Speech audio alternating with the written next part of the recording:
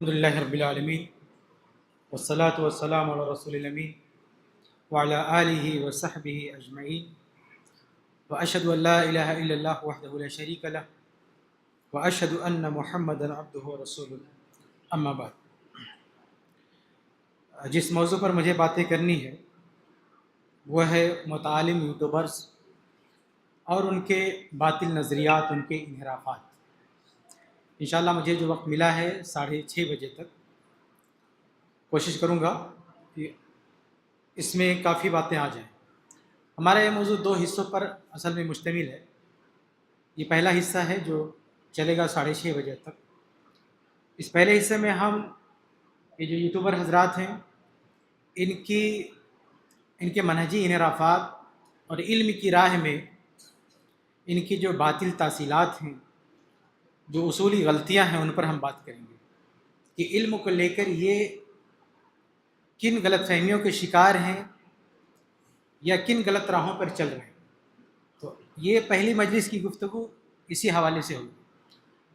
اس کے بعد مغرب بعد انشاءاللہ ہم ان لوگوں کا جو ایک خاص ٹاپک ہوتا ہے صحابہ، تو صحابہ پر گفتگو کرتے ہوئے ان کے جو انحرافات ہیں ہم ان پر بات کریں گے.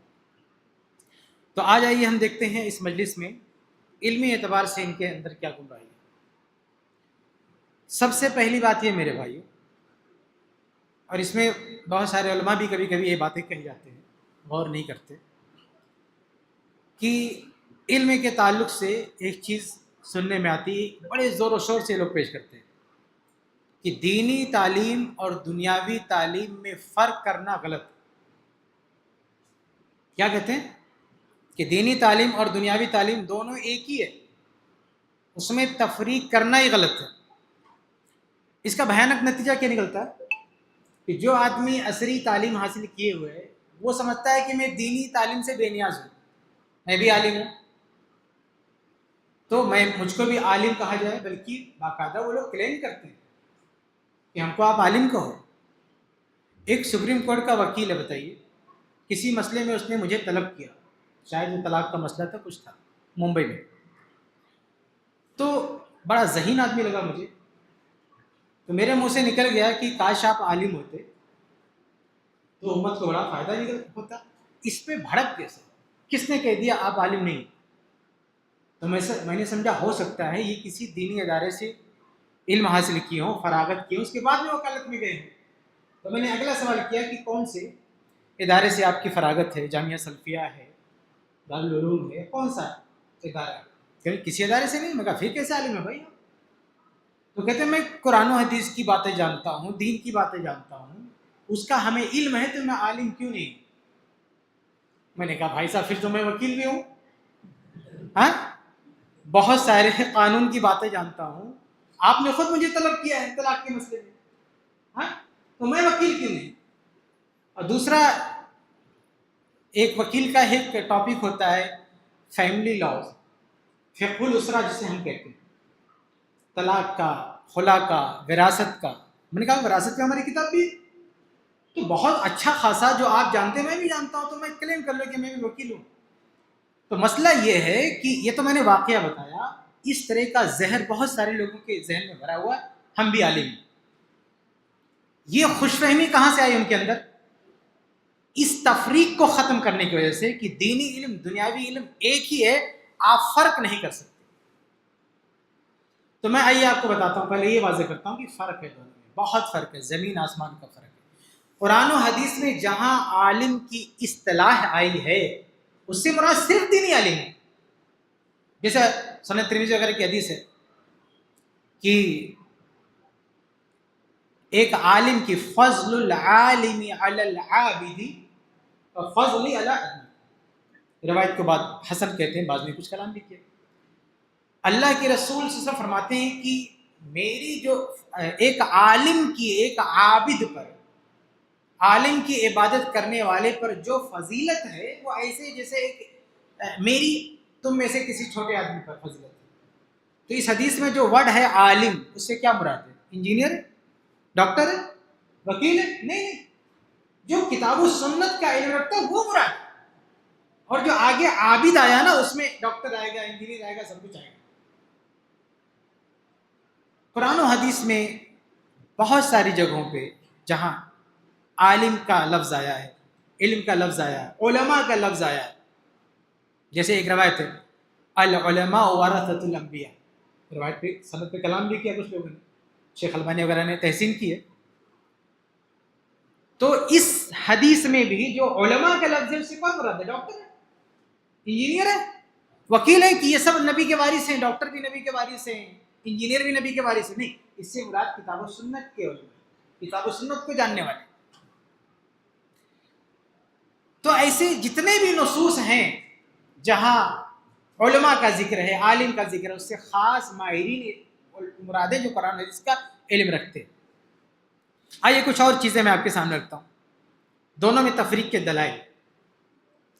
ایک بہت ہی واضح دلیل ہے طلب العلم فریضۃ علی کل مسلم، علم کا حاصل کرنا ہر مسلمان پر فرض ہے. ابن ماجہ کی روایت ہے، سند پہ اس پہ بھی کلام ہے لیکن شیخ البانی نے صحیح جامع میں صحیح قرار دیا، پہلے ضعیف کہا تھا بعد میں صحیح قرار دیا. طلب العلم فریضۃ علی کل مسلم، علم کا حاصل کرنا ہر مسلمان پہ فرض ہے. کون سا علم فرض ہے بھائی؟ فرض عین ہے، یعنی ہر مسلمان مرد و عورت پر جاننا فرض ہے. کیا فرض ہے؟ میڈیکل کا علم فرض ہے، انجینئرنگ کا علم فرض ہے، وکالت کا علم فرض ہے، دین کا علم فرض ہے. تو دینی علم اور دنیاوی علم میں پہلا فرق یہ ہے کہ دینی علم فرض عین ہے، دنیاوی علم فرض عین نہیں. یہ پہلا فرق ہے. جو کہتے فرق نہیں نا، میں فرق بتا رہا ہوں. یہ پہلا فرق ہے کہ شرعی علم کا حاصل کرنا ایک بندے کو جتنی ضرورت ہے، نماز، روزہ، حج، زکوٰۃ وغیرہ، اتنا حاصل کرنا فرض عین ہے. میڈیکل میں زیرو، کوئی علم حاصل نہ کرے، زیرو ہے، ڈاکٹر سے پوچھ پاچھ کے اپنا علاج کرا لے گا، نو پرابلم. کوئی عالم آ کے کہہ دے کہ ہر ایک آدمی پر میڈیکل علم حاصل کرنا بھی اس کے صحت کے لیے کچھ بنیادی چیزیں جاننا ضروری ہے، کچھ بھی جاننا ضروری، زیرو، کوئی فرض نہیں اس کے اوپر. ڈاکٹر سے جا کے علاج کرا لے گا، لیکن نماز، روزہ، یہ اس کی بیسک نیڈ ہے دین کے حوالے سے، یہ جاننا فرض ہے. یہ پہلا فرق جو یہ یوٹیوبر جو ہے مغالطہ دیتے. دوسرا فرق کیا ہے کہ آپ نے دینی علم حاصل کیا تو اس کی پریکٹس ضروری ہے، یعنی عمل کرنا ضروری ہے. آپ نے نماز سیکھا، اب آپ اس کو ہولڈ پہ نہیں رہ سکتے. ہم نے سیکھ لیا ہے، مرضی پڑھیں گے مرضی نہیں پڑھیں گے، عمل کریں گے نہیں کریں گے، نہیں. جتنا سیکھا عمل کرنا ہے، روزہ سیکھا عمل کرنا ہے، نماز سیکھا عمل کرنا ہے، جو فرائض ہیں امپلیمنٹ کرنا ہے، اپنی زندگی میں نافذ کرنا ہے، عمل کرنا ہے. نہیں کریں گے گنہگار. اور دنیاوی علم، ایک آدمی نے میڈیکل کی تعلیم حاصل کی، کون عالم کہہ سکتا ہے کہ اس کا فرض ہے کہ میڈیکل کی پریکٹس کرے؟ وہ سوئچ ہو سکتا ہے، کسی اور لائن میں جا سکتا ہے، نو پرابلم. ہے کوئی یہ کہہ سکے کہ میڈیکل علم حاصل کیا پریکٹس لازم ہے؟ لیکن میں پورے اعتماد کے ساتھ کہہ سکتا ہوں کہ دینی علم حاصل کیا پریکٹس لازم ہے. اس کو ہولڈ پہ نہیں رہ سکتا، اس کو چھوڑ نہیں سکتا. یہ دوسرا فرق ہے. ان لوگ کان کھول کے سنیں جو کہتے ہیں کوئی فرق نہیں دینی علم دنیا علم میں. یہ دوسرا فرق آپ کو بتا رہا ہوں کہ دینی علم کی پریکٹس ضروری ہے، اس کو عمل میں لانا ضروری ہے.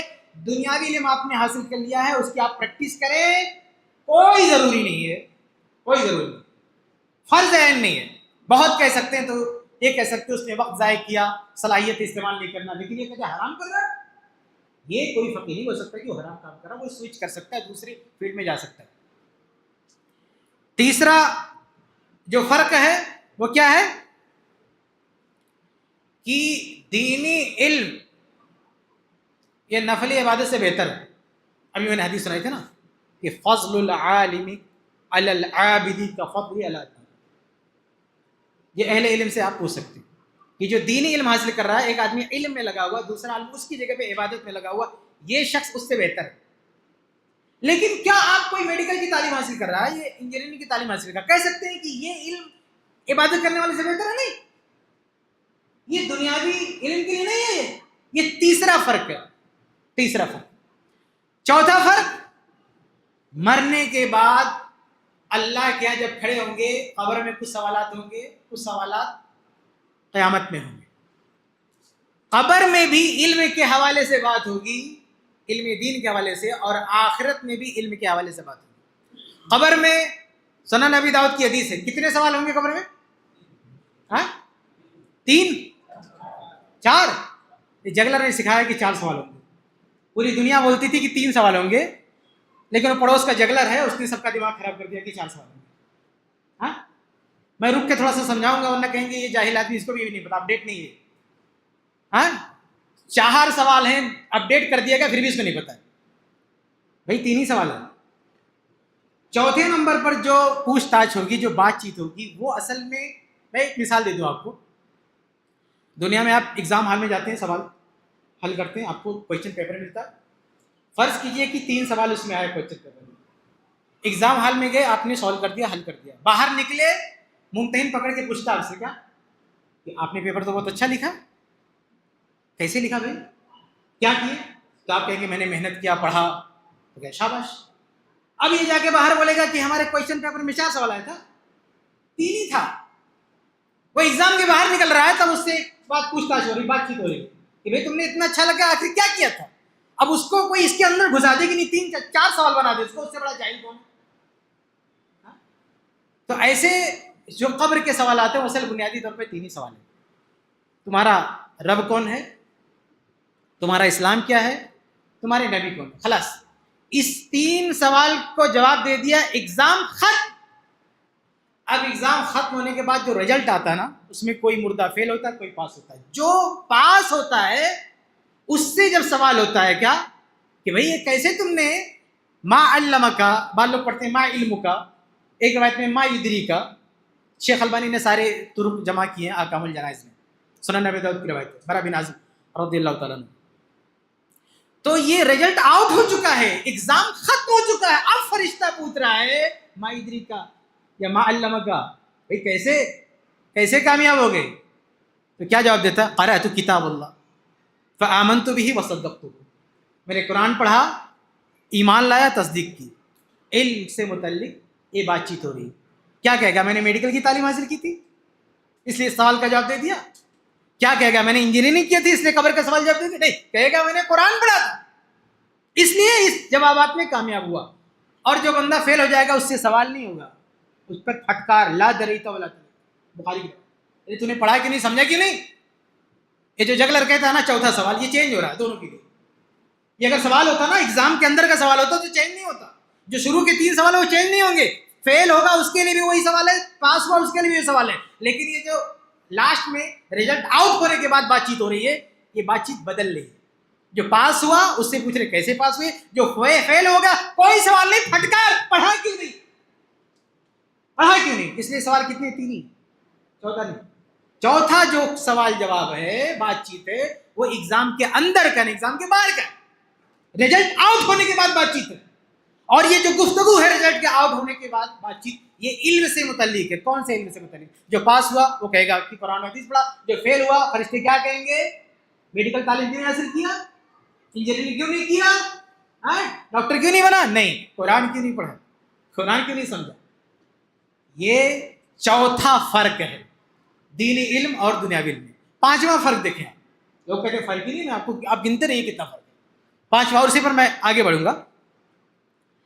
5वां फर्क है महशर में, जब अल्लाह के वहां भी 5 सवाल जवाब होंगे, कब्र में 3 सवाल होंगे, और अल्लाह के यहाँ जब खड़े होंगे तो कितना सवाल होगा? 5। सुनन तिरमिज़ी की रवायत है, कोई आदमी अपने कदम नहीं हटा सकता जब तक कि अत्ता युसअल अन खम्स, जब तक 5 सवालों के जवाब ना दे दे। उसमें एक क्या है?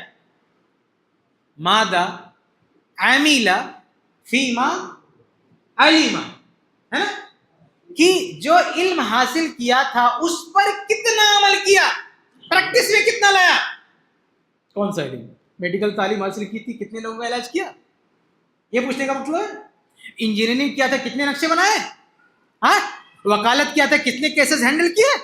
नहीं, कुरान और हदीस का जो इल्म हासिल किया, माज़ा अमिला फीमा अलिमा, कितना अमल किया, नमाज का, रोजे का वगैरह इल्म हासिल किया, कितना अमल किया। ये 5वां फर्क है दीनी इल्म दुनियावी इल्म। एक छठा और आखिरी फर्क बता के मैं आगे, और भी फर्क है लेकिन मैं आगे बढ़ता हूं, इसी पर तो नहीं पूरी बात होगी ना। छठा फर्क क्या है? अच्छा, यहां पर ना ये जो लोग क्लेम करते हैं ना कि दीनी इल्म दुनियावी इल्म में कोई फर्क नहीं है, इस छठे पॉइंट पर आकर ये खुद फर्क करने लग जाते हैं, क्योंकि ये थोड़ा कड़वा फर्क है। पहले तो मीठा मीठा था ना, तो मीठा मीठा हप, भाई जो قرآن کی آیت میں فضیلتیں علماء کے لیے، تو ڈاکٹر لوگ کیا کہتے ہیں، نہیں ہم بھی اس میں شامل ہیں، صرف تمہاری فضیلت نہیں ہے، حدیثوں میں آتا فضیلت کہ عالم کے لیے یہ ہے یہ ہے، تو یہ لوگ کہتے ہیں نہیں ہم بھی اس میں شامل ہیں اس فضیلت میں. لیکن جب چھٹی بات آتی، مسلم وغیرہ کی روایت، کیا بخاری مسلم وغیرہ کی روایت ہے، کیا روایت ہے کہ قیامت کے دن سب سے پہلے جہنم میں 3 لوگ ڈالے جائیں گے، مجاہد ہوگا، بہادر ہوگا، اور ان تینوں میں ایک مالدار ہوگا جس نے خرچہ کیا ہے، اور تیسرا کون ہوگا، عالم، سب سے پہلے جہنم میں جائے گا. جب یہ حدیث علماء پڑھتے ہیں تو یہ ڈاکٹر، انجینئر، وکیل کیا بولتے ہیں، ارے اس سے مراد یہ مسجد والے علماء ہیں. ہاں اس سے مراد کون ہے، وہ مسجد میں جو امامت کرتے ہیں وہ لوگ، اسکول والے، مدرسے والے علماء، ہم نہیں مراد اس سے. اس چھٹے پوائنٹ پر آ کر اس کا نفاق کا پردہ چھٹ جاتا ہے اور سب دماغ میں بھیجے اتر آتا ہے کہ بھائی وہ دینی عالم الگ ہے، یہ عالم الگ ہے. ہاں سب سے پہلے جہنم میں جانا، جب حدیث میں جو علماء کی فضیلت ہے وہ لینا ہوا، نہیں بھائی کوئی فرق نہیں، ہم بھی اس میں شامل ہیں، ہم کو بھی دو. اور جب بات آ گئی سب سے پہلے جہنم میں جانے کی، نہیں یہ مسجد والوں کو جانے دو، مدرسے والے کو دو، ہم نہیں ہیں اس میں. ہاں یہ چھٹا فرق ہے. ہم بھی مانتے ہیں، صحیح بات ہے، ہم بھی مانتے ہیں یہاں علم سے مراد قاری قرآن ہے، عالم قرآن ہے، یہ مراد ہے. ہم نہیں کہتے ڈاکٹر مراد ہے، ہم نہیں ان کو جہنم میں ڈھکیلنے. لیکن جس طرح سے ہمارے عصری تعلیم یافتہ حضرات یہاں اپنا دماغ ٹھکانے پہ لگا لیتے ہیں کہ بھئی یہاں جو عالم کی اصطلاح آئی ہے، قاری کی اصطلاح آئی ہے، خاص طبقہ مراد ہے، ایسے ان تمام آیات، ان تمام احادیث میں جہاں فضیلت کی بات ہے وہاں بھی ایک خاص طبقہ ہی مراد ہے. تو یہ پہلی چیز میں نے آپ کے سامنے واضح کی ہے. جو یوٹیوبر ہیں جاہل، ان کا یہ پہلی تأصیلی غلطی ہے کہ ان لوگوں نے دونوں کو مکس کر دیا، دین کا علم دنیا کے ان دونوں کو ملا دیا. یہ سراسر غلط ہے. میں نے 6 فرق آپ کو بتائے ہیں. آج کے بعد اگر کوئی کہے کہ دونوں میں کوئی فرق نہیں تو آپ بتا سکتے ہیں یہ 6 فرق ہے. خاص طور سے آخری فرق، اس کو ضرور بتانا کہ فرق ہے کہ نہیں، ہاں تب اس کا دماغ ٹھکانے پائے گا. تو ان لوگوں نے اتنا بڑا فتنہ برپا کیا ہے کہ جاہل آدمی سوچتا ہے کہ ہمیں علم حاصل کرنے کی ضرورت ہی نہیں. آپ دیکھیے زمانے جاہلیت کس کو بولتے ہیں، اللہ کے نبی صلی اللہ علیہ وسلم سے پہلے کا جو دور ہے اس کو کیا بولتے ہیں، دور جاہلیت. کیا دنیاوی تعلیم والے نہیں تھے؟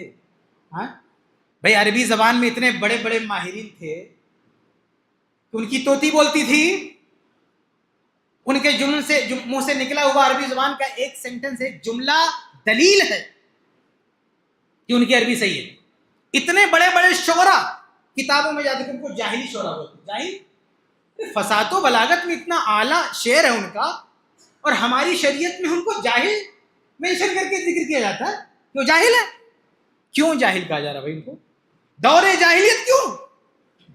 بھائی علم والے وہاں ہیں، دنیاوی تعلیم کے ماہرین ہیں، ادب کے ماہرین ہیں، زبان کے ماہرین ہیں، طب کے ماہرین ہیں، حکمت کے ماہرین ہیں، سب کو ایک ساتھ میں جاہل. کیوں؟ یہ جہل دین کی نسبت سے، یعنی دینی اعتبار سے پورا دور جاہلیت ہے. سب چاہے اس زمانے کا حکیم ہو، ڈاکٹر ہو، شاعر ہو، ادیب ہو، سب کے سب جاہل. کیوں؟ کیونکہ دین عقیدے کا علم نہیں. اسلام آیا، اب یہ علم کا دور ہے.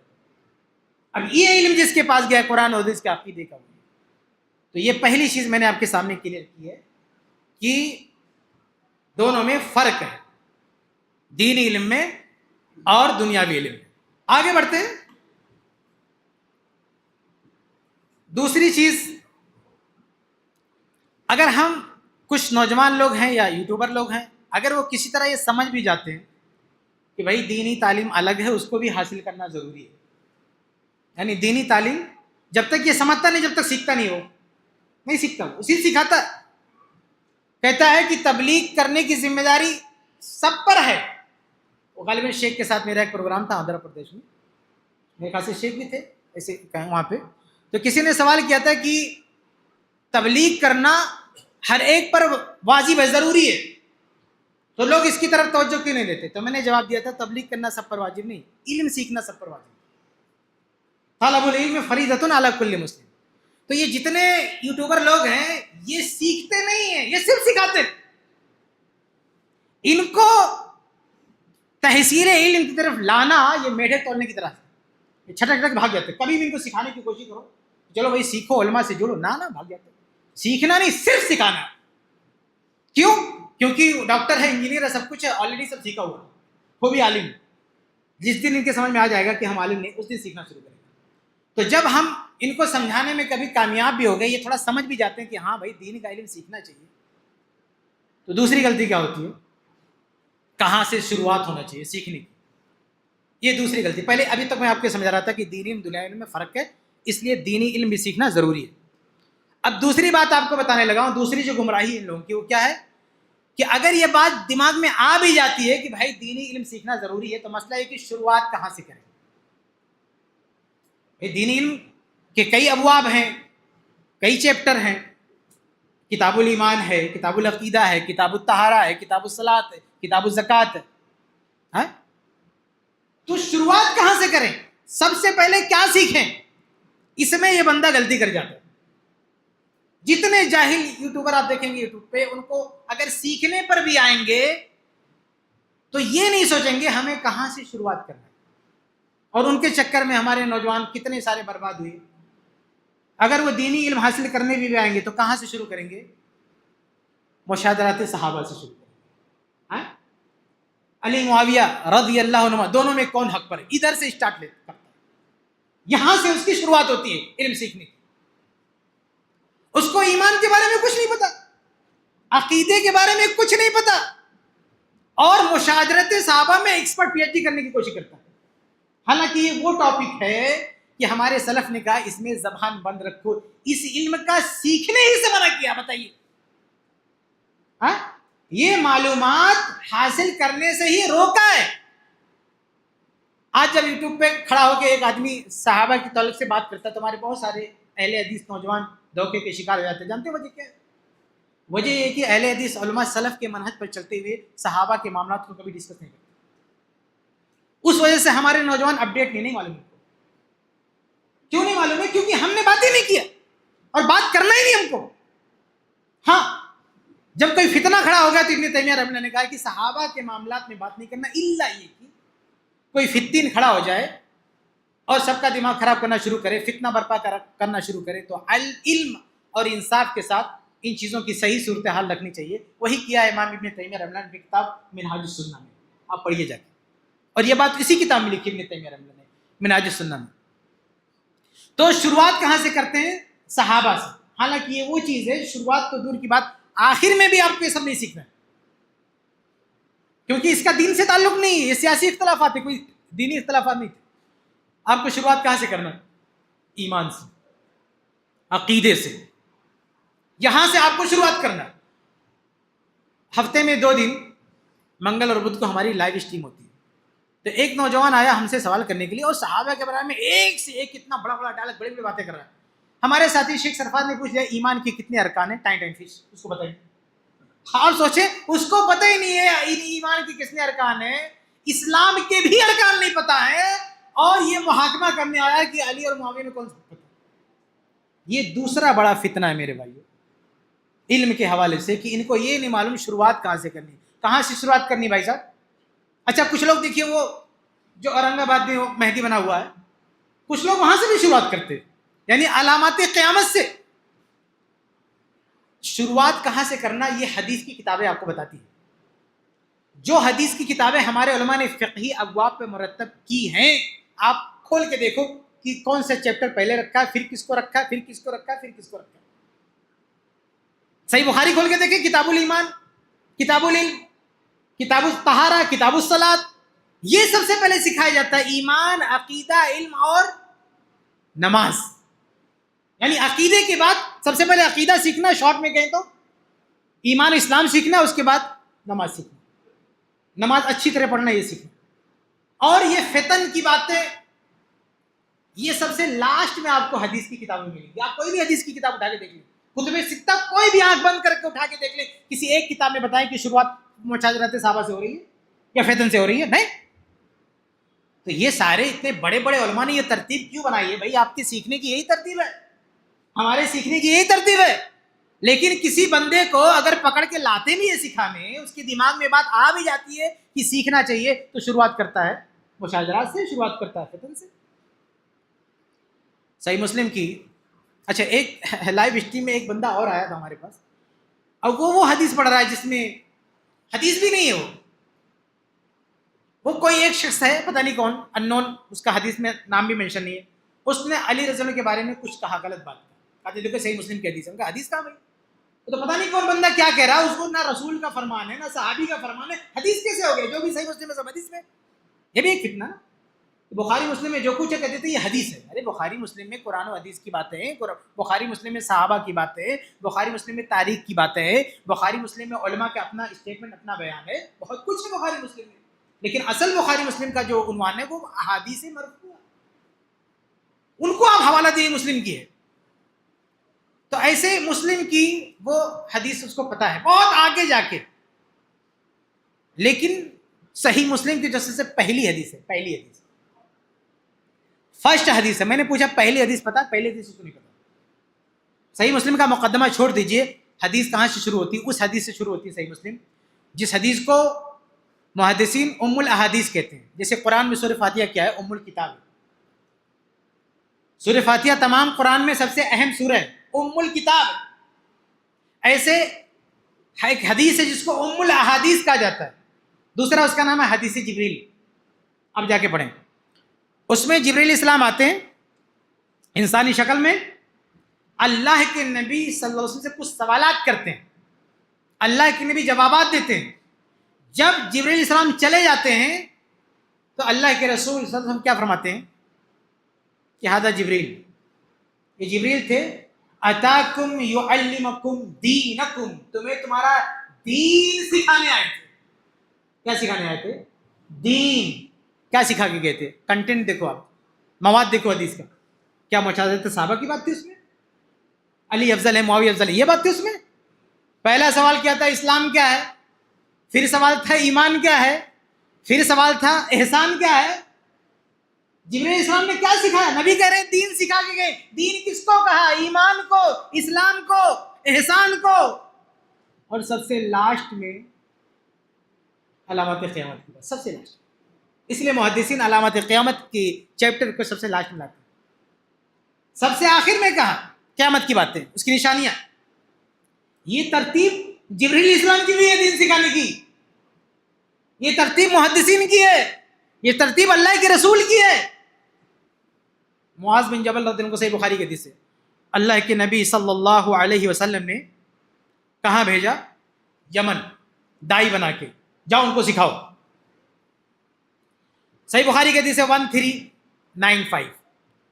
کیا کہا کہ ادعوہم الی شہادت اللہ الہ الا اللہ وانی رسول اللہ، جاؤ سب سے پہلے کیا سکھانا؟ اللہ کے علاوہ کوئی معبود نہیں ہے، میں اللہ کا رسول ہوں۔ یہ پہلا سبق ہے، یا پہلا سبق یہ کہ جا کے بتا دینا کہ علی اور معاویہ کا کیا مسئلہ ہوگا؟ نہیں، پہلا سبق یہ ہے توحید اور رسالت۔ اس کے بعد کیا کہا کہ فَإِنْهُمْ أَطَاعُوا لِذَلِكَ، اگر وہ یہ سیکھ گئے، یعنی کلمہ سیکھ گئے، توحید سیکھ گئے، رسالت سیکھ گئے، تو کیا سکھانا ہے؟ فَعَالِمُهُمْ، تم انہیں علم دو، بتاؤ ان اللہ قد افترض علیہم 5 صلوات فی کل یوم و لیلہ، کہ 24 گھنٹے میں اللہ نے 5 وقت کی نماز رکھی ہے۔ یہ سیکنڈ سبق، دوسرا سبق۔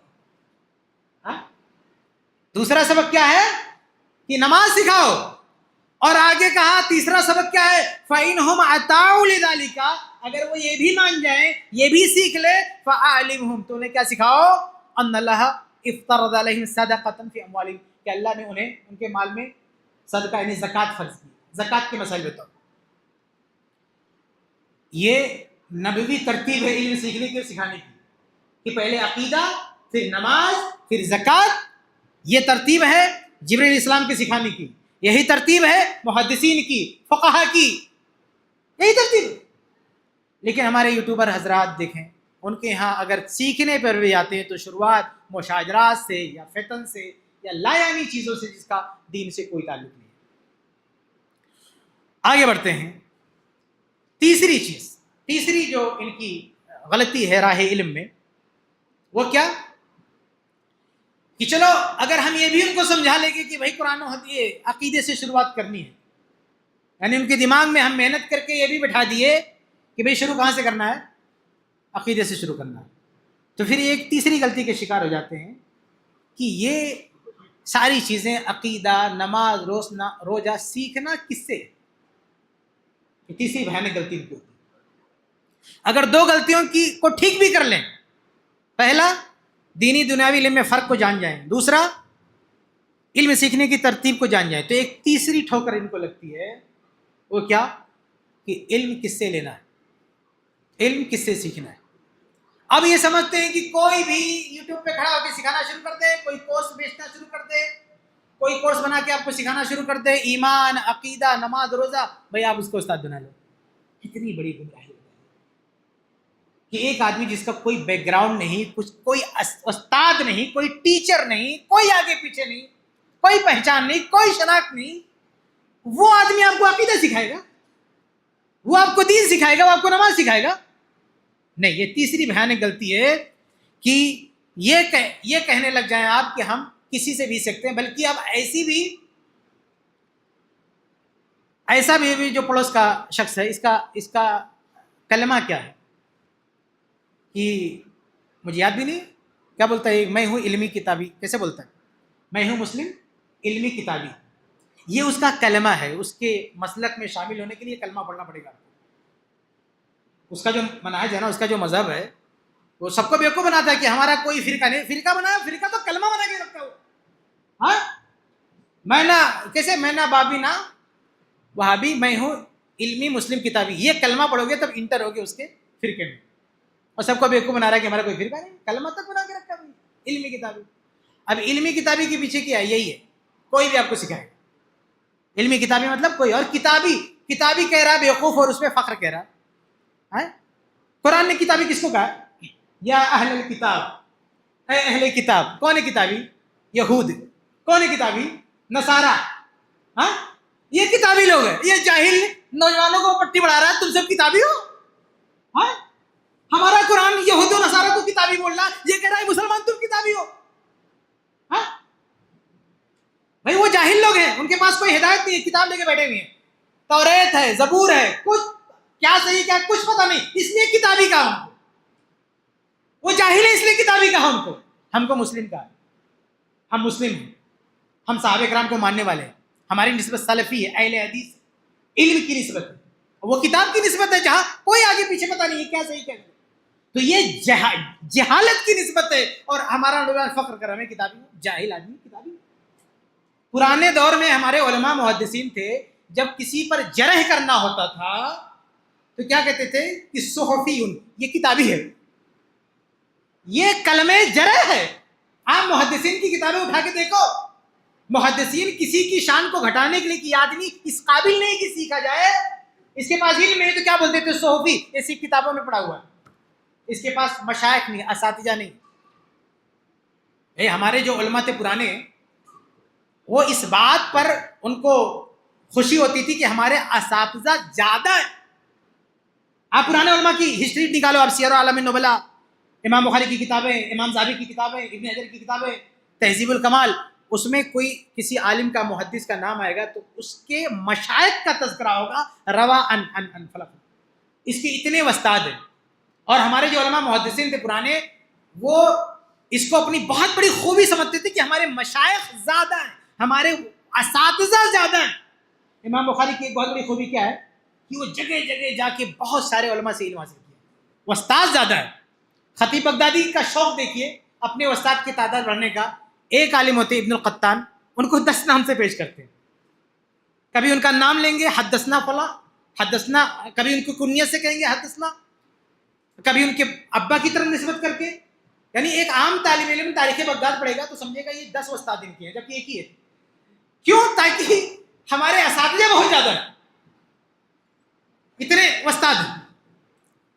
تو بلکہ محدثین نے اس طرح کے تدلیس شیوخ کا اصطلاح استعمال کی، یعنی شیوخ پہچانے نہ جائیں. یعنی شیوخ میں تعدد بتانے کے لیے کچھ لوگ کرتے کہ ہمارے استاد زیادہ ہیں، یہ بتانے کے لیے تدلیس کرتے تھے. تدلیس یعنی ایسے نام سے ذکر کرتے تھے کہ کوئی پکڑ نہ پائے، صرف یہ دکھتا ہے کہ اساتذہ بہت زیادہ ہو گئے. تو ایک زمانہ وہ بھی تھا علم کا کہ لوگ استاد کو بڑھانے میں فخر کرتے تھے. اور آج کیسا جہالت کا زمانہ ہے کہ آدمی استاد کو مائنس کرنے میں، ختم کرنے میں فخر محسوس کر رہا، کہہ رہا میں کتابی ہوں، میرا کوئی استاد ہی نہیں ہے. کیسی مطلب الٹی گنگا بہری، بتائیے کیا دور تھا علم کا، اور آج جہالت کے دور میں آدمی کتابی کہہ کے اپنے آپ کو فخر محسوس کر رہا ہے. تو سیکھنے پر بھی آتا ہے تو بندہ کہاں سے سیکھا جائے یہی فیصلہ نہیں کر پاتا. یا تو جاہلوں سے سیکھنا شروع کر دیتا ہے یا کتابوں سے سیکھنا شروع کر دیتا ہے. یاد رہے صحیح بخاری کی حدیث ہم کو بتاتی ہے کہ کتابوں میں علم نہیں ہوتا، علم علماء کے پاس ہوتا ہے. دلیل صحیح بخاری کی حدیث، حدیث نمبر 100، حدیث نمبر 100. یہ حدیث بتاتی ہے کہ علم کتاب میں ہوتا ہے یا علماء کے پاس ہوتا ہے. اور یہ حدیث وہ فرق بھی بتاتی ہے دینی اور دنیاوی علم کا. میں نے 6 بتایا، 6 کیا اور بھی ہوئے، اس میں بھی ایک فرق ہے. دیکھیں کیا ہے. عبداللہ بن عمرو بن عاص رضی اللہ تعالیٰ عنہ روایت فرماتے کہتے ہیں کہ میں نے اللہ کے نبی صحیح بخاری کے حدیث اللہ کے رسول صلی اللہ علیہ وسلم کو فرماتے ہوئے سنا، ان اللہ لا يقبض العلم انتزاعا ينتزعه من العباد. اللہ تعالیٰ علم کو ایسے نہیں اٹھائے گا کہ اسے بندوں سے چھین لے. بندوں کے پاس علم کیسے ریکارڈ ہے؟ 2 طرح سے، یا تو سینے میں ہے یا کتابوں میں ہے. سینوں میں علم کو محفوظ کرنا، اس کو بھی عالم نہیں بولتے. کتابوں میں محفوظ کرنا، یہ بھی عالم نہیں. جیسے کتابیں ہیں، ایک آدمی نے پوری لائبریری بنا کے رکھی ہے، کوئی بھی کتابیں خرید کے لائبریری بنا سکتا ہے، تو کیا لائبریری بنانے سے علامہ ہو جائے گا؟ اور ایسے کوئی بھی آدمی قرآن یاد کر سکتا ہے، کتب ستہ یاد کر سکتا ہے، کیا اسے علامہ ہو جائے گا؟ آپ بتائیے، جو تقلیدی دنیا ہے انہوں نے فتاوا مرتب کیے ہیں، فتاوا الگ الگ امام ابو حنیفہ رحمۃ اللہ کے فتاوا، یا ان کے جو مذہب کے اندر جو جس کو مجتہد فی المذہب کہتے ہیں ان کے فتاوا، یہ سارے فتاوا کو یاد کر لیتے ہو، کیا عالم بن جائے گا؟ نہیں. یہ معلومات کا ذخیرہ ہے، قرآن و حدیث کتابیں، یا وہ چاہے کتاب میں رہے چاہے آپ کے سینے میں یاد رہے. نہ آپ کتابوں کے کلیکشن سے عالم بن جاؤ گے، نہ ان چیزوں کو یاد کرنے سے عالم بن جاؤ گے. عالم بننے کے لیے کیا ہونا چاہیے؟ استدلال اور استنباط کی قابلیت، اس کو بولتے ہیں عالم. ہاں، جیسے کوئی میڈیکل کتابیں ہیں، میں مثال سمجھاؤ، میں ایک لائبریری بناؤں جس میں صرف میڈیکل کتابیں ہیں، تو کیا میں ڈاکٹر بن جاؤں گا؟ چلو کتابیں چھوڑو، ان ساری کتابوں کو میں نے یاد بھی کر لیا زبانی، تو بھی کیا میں ڈاکٹر بن جاؤں گا؟ نہیں. پریکٹس چاہیے، پریکٹس چاہیے. ان کتابوں میں جو باتیں ہیں اس کو کیسے امپلیمنٹ کیا جائے، ایک مریض کو کیسے، بیماری کو کیسے ڈیٹیکٹ کیا جائے، وہ صلاحیت، اس کو بولتے ہیں ڈاکٹر.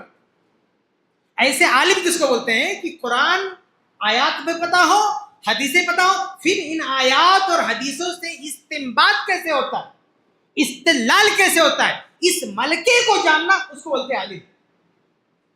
سمجھ، اس کو بولتے ہیں عالم. تو اللہ کیا کہتا ہے، اللہ کے رسول کیا فرماتے ہیں کہ اللہ تعالیٰ بندوں سے علم اٹھا کے علم نہیں اٹھائے گا. بندوں کے لائبریریاں ہوں یا ان کے دلوں میں یاد ہونے، لائبریری رہے گی، لوگوں کو قرآن بھی یاد رہے گا، حدیث بھی یاد رہے گا، لیکن اللہ علم کیسے اٹھائے گا؟ حدیث میں آگے ہے وَلَكِنْ يَقْبِضُ الْعِلْمَ بِقَبْضِ الْعُلَمَاءِ، لیکن اللہ علم اٹھائے گا علماء کو اٹھا کر. بخاری کی حدیث ہے یہ. اللہ علم کیسے اٹھائے گا؟ اللہ علماء کو اٹھا لے گا، علم بھی اٹھ جائے گا. مطلب کتابیں رہیں گی، قرآن کے نسخے بھی، حدیث کی کتابیں بھی، ایسے لوگ بھی رہیں گے جن کو قرآن یاد ہے، ایسے لوگ بھی رہیں گے جن کو حدیثیں یاد ہے. ہو سکتا ہے بخاری یاد کرنے والا ہو لیکن عالم نہیں رہے گا. عالم ایک الگ چیز ہے. ہاں، اگر سارے ڈاکٹر ختم ہو جائیں تو آپ میڈیکل کتابیں رہیں، اور میڈیکل کتابوں کو کوئی یاد کرنے والا رہے تو اس کو آپ ڈاکٹر نہیں بول سکتے. ڈاکٹر اسے ہے جو علاج کرنا جانتا ہو، جس پر پریکٹس ہو. تو ایسے ہی جو استدلال، استنباط کی صلاحیت، یہ کہاں سے پیدا ہوتی ہے؟ یہ ملکہ اور یہ مہارت ملتی ہے استاد سے. استاد کے علاوہ آپ اسے کہیں سے حاصل نہیں کر سکتے. یہ صرف اساتذہ آپ کو سکھائیں گے. آپریشن کیسے کرنا ہے، علاج کیسے کرنا ہے، یہ ڈاکٹر کہاں سے سیکھے گا؟ اپنے سینئر ڈاکٹر سے. کوئی سورس نہیں ہے اس کے علاوہ، کوئی سورس نہیں ہے آپ کو میڈیکل پریکٹس کے.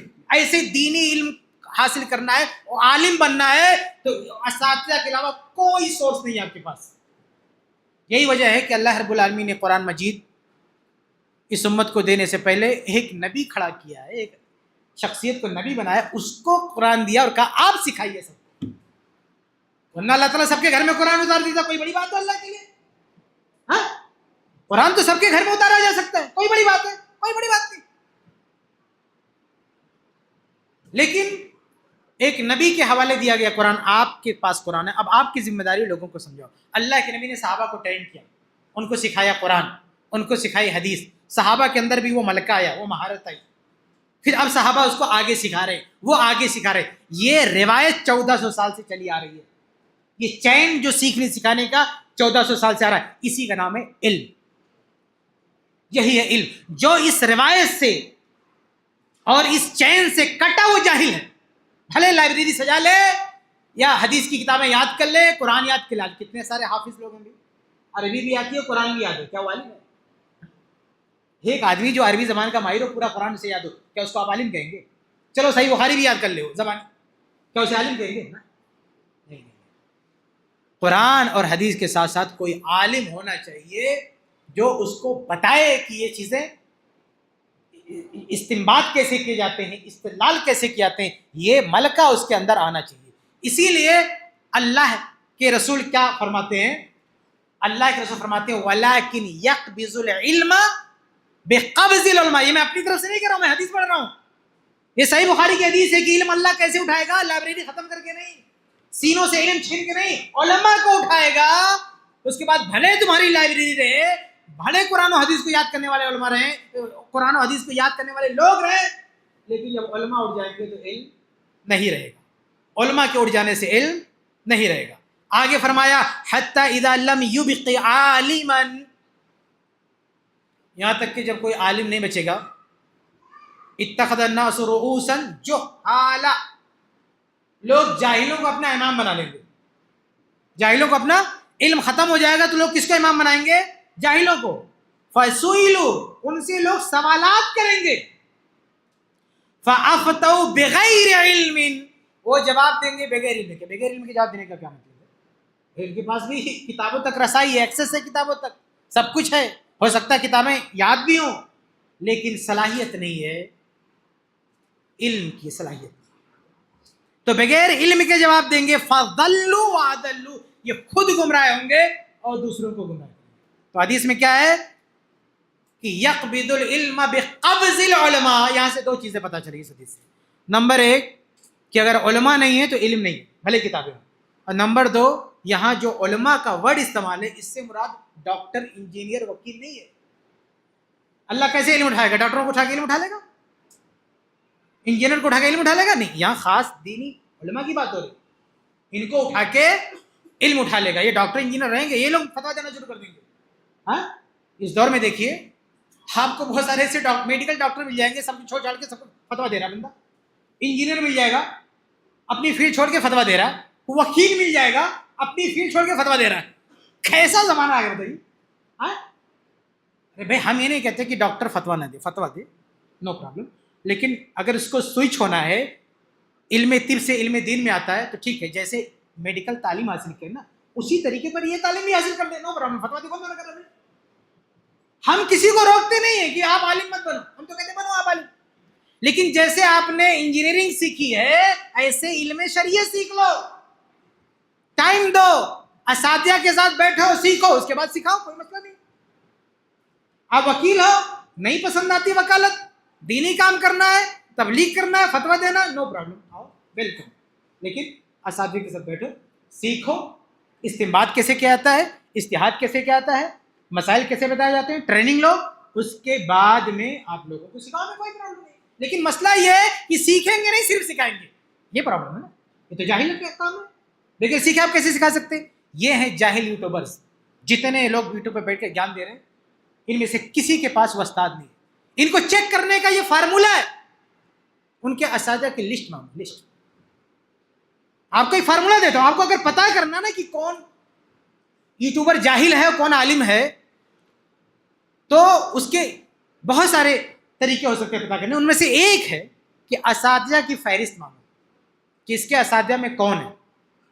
اور حیرت کی بات ہوتی ہے کہ کبھی دو تین کے استاد بھی نکلیں گے تو وہ بھی جاہل، اسی کیٹیگری کی ملیں گے.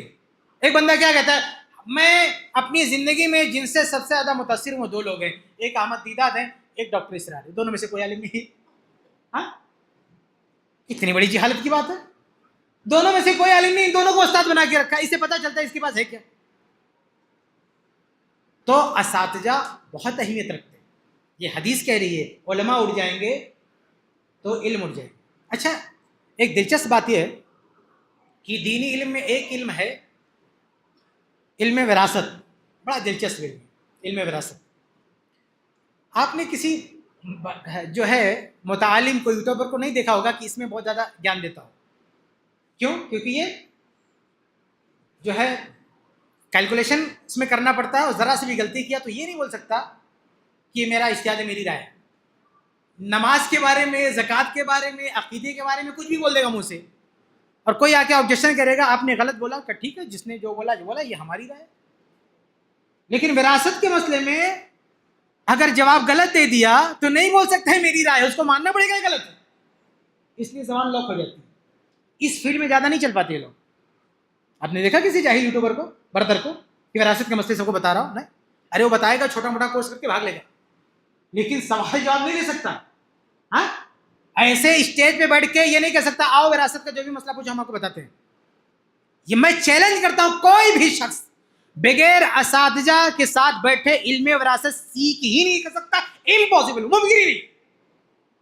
ہو سکتا ہے نماز تھوڑا سیکھ لے، زکوٰۃ سیکھ لے، لیکن اس میں زیرو رہے گا. اگر وہ استاد نہیں ہے، علم وراثت نہیں سیکھ سکتا، کتنا بڑا جو ہے مائنڈ والا، ذہن والا ہو ہی نہیں سکتا.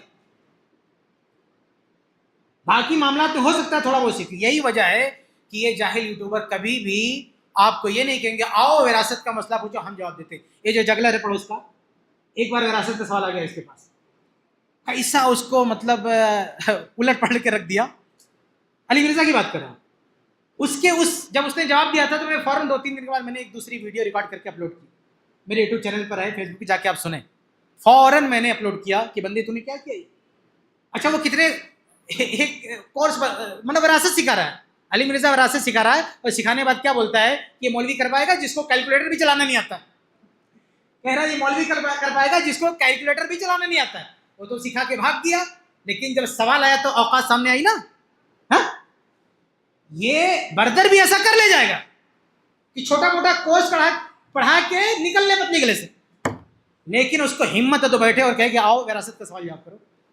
ابھی ٹائم فکس ہو جائے گا، چیک کر لو. آپ عالم ڈٹا رہے گا، عالم جس نے وراثت پڑھا علماء سے وہ ڈٹا رہے گا، لیکن یہ بھاگ جائے گا. جس نے کسی استاد سے علم وراثت نہیں پڑھا وہ بھاگ جائے گا. کنفرم بتا دو، بھاگ جائے گا. 1 سیکنڈ نہیں ٹک سکتا، بھلے وہ وراثت کو کون پڑھا رہا ہو آپ کو. تو علی مرزا نے سوال کا جواب دینا شروع کیا. یقین مانیے، جا کے سنیے، اس نے صرف قرآن کی آیت پڑھا، صرف بخاری کی حدیثیں پڑھا، لیکن جواب غلط دیا اس نے. مطلب اس کے جواب کا جو بیس ہے وہ قرآنی آیات ہے، اس کے جواب کا جو بیس ہے وہ بخاری کی حدیث ہے، لیکن پھر بھی جواب کیوں غلط ہے؟ دلیل قرآن سے، دلیل صحیح بخاری کی حدیث سے، جواب کیوں غلط ہے؟ کیونکہ یہ معلومات کا کلیکشن ہے، لیکن استدلال نہیں آتا اس کے پاس. اس کو استدلال نہیں پتا، اس کو استنباط نہیں پتا. یہ ایسے ہی جیسے میں کوئی کتاب اٹھا کے، میڈیکل کی اتھینٹک کتاب اٹھا کے کسی پیشنٹ کا علاج کرنے بیٹھ جاؤں، تو میرا جو بیس ہے وہ تو صحیح ہے، لیکن چونکہ مجھے علاج کو ڈیٹیکٹ کرنا، سمجھنا یہ نہیں آتا، علم طب نہیں آتا، پریکٹس نہیں میرے پاس، تو میں غلطی کر رہا ہوں.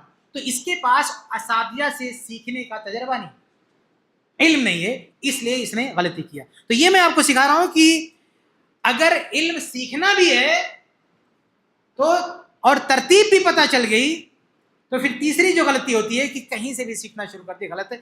علماء سے سیکھنا، استاد ہونا ضروری ہے. اگر آپ کے پاس استاد نہیں ہے آپ علم حاصل نہیں کر سکتے. آپ کے پاس یہ معلومات ہو سکتی ہیں، لائبریریاں جمع کر سکتے ہیں، حدیثیں یاد کر سکتے ہیں، آیتیں یاد کر سکتے ہیں، لیکن علم نہیں حاصل کر سکتے. علم کے لیے استاد کا ہونا بہت ضروری ہے. اور دلیل میں نے حدیث پیش کر دیا، اللہ تعالیٰ یقبض العلم بقبض العلماء، اللہ علماء اٹھا لے گا، یعنی اساتذہ اٹھ جائیں گے تو پھر علم نہیں بچے گا. آگے بڑھتے ہیں. ایک چوتھی چیز، وقت صرف 2 منٹ بچا ہے، میں اس پہ ختم کروں گا. چوتھی چیز یہ کہ کچھ لوگ قرآن و حدیث سے استنباط میں غلطی کیوں ہوتی ہے، اس کے پیچھے کی لاجک یا وجہ سمجھ میں نہیں آتی لوگوں کو. آج کوئی بھی آدمی قرآن و حدیث کے نام پہ کسی کو دھوکہ دے دیتا ہے. اچھا، اس کی ایک وجہ یہ بھی ہے کہ جو ہمارا ٹائٹل ہے، لقب ہے نا اہل الحدیث، اس کی تشریح بھی بہت سارے لوگوں نے غلط طریقے سے کر رکھی. اہل الحدیث کا مطلب کیا ہے؟ عام طور سے بہت سارے لوگ کہتے ہیں اہل حدیث کا مطلب قرآن ماننے والا، حدیث ماننے والا، خلاص. نہیں، یہ اہل حدیث کا مطلب نہیں. اہل حدیث کا مطلب ہے قرآن ماننے والا، قرآن کو بھی حدیث کہتے ہیں. اہل حدیث کہتے ہیں حدیث ماننے والا، نبی کے فرمان کو بھی حدیث کہتے ہیں صلی اللہ علیہ وسلم. اور اہل حدیث کہتے ہیں صحابہ کے آثار کو ماننے والا، اس کو بھی حدیث کہتے ہیں، موقوف حدیث کہتے ہیں. تو جب ہم اہل حدیث کہتے ہیں تو تینوں چیزیں انکلوڈ ہیں اس میں. قرآن وہ بھی حدیث ہے. قرآن میں نا فَبِأَيِّ حَدِيثٍ بَعْدَهُ يُؤْمِنُونَ، اور اللہ کے رسول صلی اللہ علیہ وسلم کا فرمان، اللہ کے رسول نے کہا نا نَزَّلَ اللَّهُ عِمْرَانَ سَمِعَ مِنَّا حَدِيثًا، تو نبی کا فرمان کیا ہے؟ حدیث ہے. اور صحابہ کا جو فرمان ہے، صحابہ کا جو عمل ہے، جس کو ہم آثار صحابہ کہتے ہیں، اس کا نام بھی حدیث ہے. اور میں کوئی آج آپ کو نہیں سکھا رہا ہوں، میں بتا رہا ہوں. میں سنابل میں پڑھتا تھا تو ہمارے مربی، ہمارے شیخ عبدالحمید رحمانی رحمہ اللہ انتقال کر کے، انہوں نے باقاعدہ سنابل کی مسجد میں ایک درس میں یہ ہم کو سمجھایا تھا کہ اہل حدیث کا مطلب کیا ہوتا ہے. انہوں نے کہا اہل حدیث کا مطلب قرآن حدیث ماننے والا نہیں ہوتا ہے، صحابہ کے آثار کو یہ بھی حدیث میں شامل ہے، انہوں نے کہا. تو کوئی نئی بات آپ کو نہیں بتا رہا ہوں. یہ فائدہ ہوتا ہے مدرسے میں سیکھنے کا، مدرسے میں پڑھنے کا. سمجھ رہے کہ ایک ایک باریک چیزوں پہ ڈسکس ہوتا ہے، بحث ہوتی ہے، آپ کو سمجھائی جاتی ہے. تو اہل حدیث کا مطلب کیا ہے؟ قرآن، حدیث اور صحابہ کو ماننے والا. اب یہ جاہلوں نے پھیلا کے رکھا ہے کہ قرآن حدیث بس یہی اہل حدیث کا نام ہے. تو پھر کیا ہوا؟ کوئی بھی قرآن حدیث پڑھ کے کچھ بتا دیا، کان میں پھونک دیا، لے کے چل دیا. ہاں بھائی، اس کے بعد اس نے دلیل سے بات کی نہیں. بھائی قرآن و حدیث پڑھنا کافی نہیں، قرآن و حدیث کا صحیح فہم ہونا کافی ہے. اور صحیح فہم کیسے طے ہوگا؟ صحابہ کرام سے. آج آپ دیکھیے بہت ساری بدعت و خرافات ہیں. آپ ہر فریق کے پاس جاؤ گے، اہل جو سنی ہے اس کے پاس جاؤ گے، سنت پہ عمل کرا اس کے پاس جاؤ گے، اور بھی قرآن و حدیث سے دلیل دے گا. بدعتی کے پاس جاؤ گے، وہ بھی قرآن و حدیث سے دلیل دے گا. جیسے مثال کے طور پر میلاد ہے، عید میلاد، جشن میلاد. آپ اہل حدیث کے پاس آؤ، پوچھو جشن میلاد منانا کیا، بولے گا حرام ہے، بدعت ہے. آپ پوچھو کہ کیا دلیل، وہ قرآن کی کچھ آیتیں پڑھ کے سنائے گا، بخاری مسلم کی حدیثیں پڑھ کے سنائے گا. آپ جاؤ میلادی کے پاس، بدعتی کے پاس، اور اس سے پوچھو کہ عید میلاد منانا چاہیے، بولے گا ہاں منانا چاہیے. کیا دلیل ہے؟ قرآن کی آیت پڑھے گا قل بفضل اللہ فلیفرحوا، قرآن کی کوئی آیت پڑھ دے گا، بخاری کی حدیث پڑھ دے گا، وہ موسیٰ علیہ السلام کو فتح ملی تھی تو روزہ رکھ کے مجھے وہ پڑھ دے گا. اب ہم آدمی کیا کرے بھائی؟ یہ بھی قرآن و حدیث پڑھ رہا ہے، اور یہ جو بدعتی وہ بھی قرآن و حدیث پڑھ رہا ہے. اس میں کیا چھوٹ رہی ہے؟ صحابہ کرام کا منہج، ان کا فہم. اگر صحابہ کو بیچ میں لے آؤ، دودھ کا دودھ پانی کا پانی ہو جائے گا. اہل حدیث جو قرآن و حدیث پڑھ کے جو بتا رہا ہے، جو دین آپ کو دکھا رہا ہے، وہ دین صحابہ کے زندگی میں دکھتا ہے. اہل حدیث کہتا ہے یہ ہمارے دین کا پارٹ نہیں ہے، اور صحابہ کی زندگی میں بھی دین میں یہ چیز شامل نہیں تھی. اور یہ بدعتی جو کہہ رہا ہے نا قرآن حدیث پڑھ کے یہ بھی دین میں ہے، یہ چیز صحابہ کے دین میں نہیں دکھتی. تو صحابہ کو بیچ میں لاتے ہی باطل اور حق چھٹ جاتے. ہمارے شیخ حفظ اللہ نے جو تقریر کی، جو یہی باتیں بتانے کی کوشش کی آپ کے سامنے کہ منہج سلف کیا ہے، منہج صحابہ کیا ہے. تو یہ صحابہ سب سے بڑے سورس ہیں ہمارے قرآن و حدیث کے مفہوم کو صحیح طریقے سے سمجھنے کے لیے. تو آج میں نوجوانوں سے کہنا چاہوں گا کہ یوٹیوبر جب کوئی حوالہ دیتا ہے آپ کو، تو صرف آپ یہ نہ چکو پر آیت نمبر بتا دیا، ہاں آیت نمبر ہے، لے کے اڑ گئے، ہاں یار یہ تو قرآن میں مان لو. اس کے بعد بخاری کا نمبر بتایا، کہا ہاں بخاری میں تو اس نمبر کی تو حدیث ہے، ہاں وہ صحیح بول رہا ہے. نہیں، آیت نمبر، حدیث نمبر چیک کرنے کے ساتھ ساتھ اس کا جو فہم ہے، اس کی جو میننگ ہے، اس کی جو تشریح ہے، اس کو بھی ویریفائی کرو. وہ کہاں سے ویریفائی ہوگا؟ علماء سے. آپ جو علماء حق ہیں ان کے ساتھ جا کے چیک کرو، پوچھو کہ یہ صحیح ہے کہ نہیں ہے. یہی صحابہ کا منہج. خود صحابہ کے دور میں دیکھ لو کہ ایک عالم صحابی کوئی بات کہتا ہے، تابعین میں سے کسی کو ذرا سا بھی شک ہوتا ہے، وہ فوراً چلے جاتے ہیں دوسرے صحابی کے پاس. کس چیز کو ویریفائی کرتے ہیں؟ یہ نہیں کہ نبی نے کہا ہے کہ نہیں کہا ہے، یہ نہیں کہ قرآن میں ہے کہ نہیں، یہ کہ یہ بات صحیح ہے، یہ فہم صحیح ہے کہ نہیں ہے.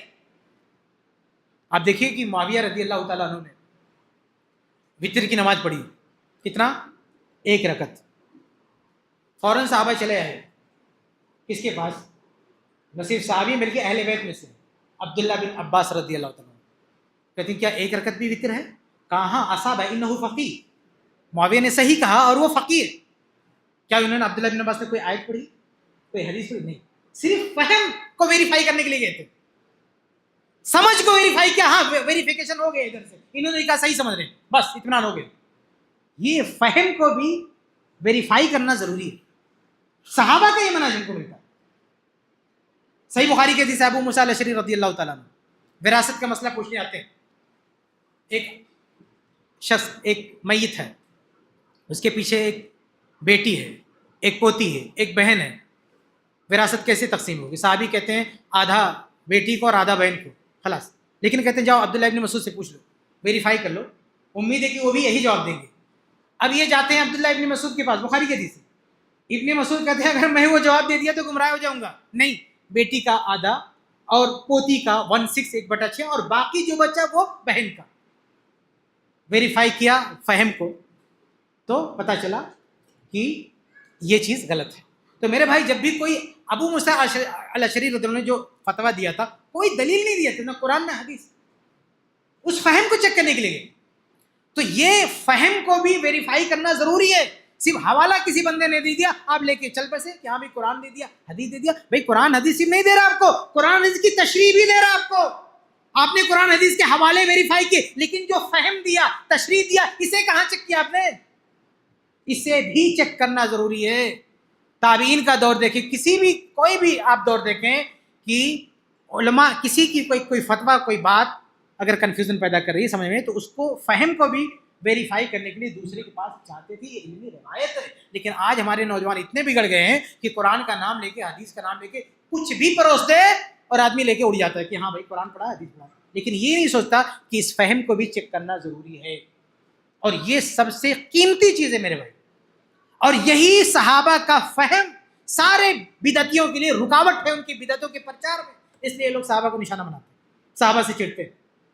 بلکہ اہل سنت میں جو لوگ کہتے ہیں نا کہ ہم صحابہ کو مانتے ہیں، وہ بھی صرف صحابہ کو مانتے ہیں، صحابہ کی نہیں مانتے.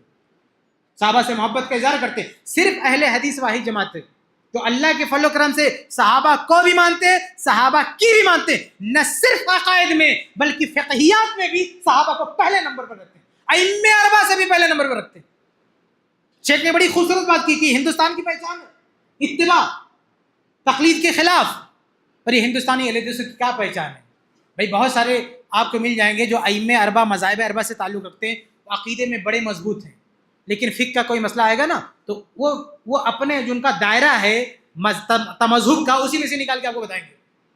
لیکن اہل حدیث نہیں، عقیدے میں بھی صحابہ پہلے نمبر پر ہیں اور مسائل میں بھی، فقہ میں بھی صحابہ پہلے نمبر پر ہیں. اگر صحابہ سے، جیسے ابھی 8 رکعت تراویح کا مسئلہ دیکھ لیجئے، اہل حدیث کے علاوہ پوری دنیا میں کوئی آپ کو نہیں ملے گا جو اتنا اہتمام کرتا ہو 8 رکعت کا. کیوں؟ کیونکہ صحابہ سے ثابت ہے، عمر ابن الخطاب سے ثابت ہے. یہ اہل حدیث کی پہچان ہے. صحابہ ہماری جان ہے. قرآن اور حدیث کے ساتھ سے ہم صحابہ کو الگ نہیں کر سکتے. اور یہ بات خود قرآن میں بھی، حدیث میں. میں بات ختم کرتا ہوں. قرآن میں اللہ نے کہا فَإِنْ آمَنُوا بِمِثْلِ مَا آمَنْتُمْ بِهِ فَقَدِ اهْتَدَوْا، کہ لوگ اگر ایمان لائے کس طرح؟ اس طرح جس طرح صحابہ تم ایمان لائے، تب ہدایت یاب ہیں. یعنی لوگ قرآن و حدیث مان لے کافی نہیں، قرآن و حدیث کو ویسے مانے جیسے صحابہ نے مانا. وہ تاریخ واسط کی روایت کیا ہے؟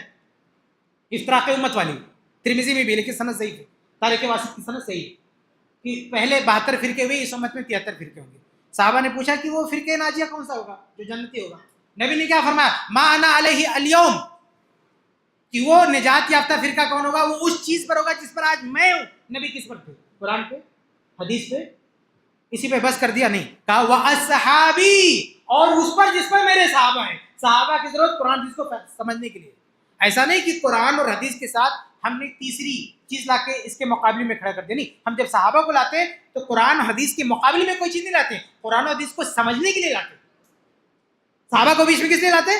قرآن و حدیث کیسے سمجھا جائے اس کے لیے لاتے، کیونکہ قرآن و حدیث سب سے پہلے ان کو سمجھایا گیا. ہمارے نبی نے سب سے پہلے قرآن حدیث کس کو سمجھا؟ صحابہ کو سمجھا ہے. اس لیے ان کی سمجھ اتھینٹک ہے. انہوں نے جو سمجھا ہے، جو عمل کیا ہے، ہمارے لیے وہ سب سے بڑا حوالہ ہے، سب سے بڑا سرمایہ ہے. تو صحابہ کا جو عقیدہ ہے ہم اس سے ہٹ نہیں سکتے، اور صحابہ کا کی جو فقہ ہے، جو فتاوی ہے، اس سے بھی ہم ہٹ نہیں سکتے. کہیں اختلاف بھی ہوا تو اختلاف میں بھی جو دوسرے صحابہ ہیں ہم صحابہ تک ہی رہتے ہیں. ایسا نہیں کہ صحابہ نے کسی مسئلے میں 2 رائے دی تھی تو ہم تیسری بنا لیں. نہیں، ان 2 میں سے ایک ہی کو ہم لیں گے. یعنی اختلاف میں بھی ہم صحابہ کا ساتھ نہیں چھوڑ سکتے. تو یہ میرے بھائی یہ چیز، یہ چند باتیں میں آپ کو بتا سکا علم کے حوالے سے. یہ یوٹیوبر لوگ ہیں، یوٹیوب پہ بیٹھ کے فتویٰ دیتے، علم سکھاتے ہیں، وہ علم کے راہ میں کتنی باطل منہج پر، باطل تحصیلات پر، باطل اصولوں پر ہے. انہوں نے پورا ڈیمیج کر کے رکھا ہے علم شرعی کو اس وجہ سے. تو یہ باریکیاں آپ سمجھ جائیں گے تو آپ کو سمجھ میں آئے گا کہ علم کہاں سے لینا ہے، کس سے لینا ہے. اگلے حصے میں ہم انشاءاللہ صحابہ کے بارے میں کچھ بات کریں گے. اللہ سے دعا اللہ تعالی ہم سب کو حق بات کرنے سننے اس کے مطابق عمل کی توفیق دے. آمین.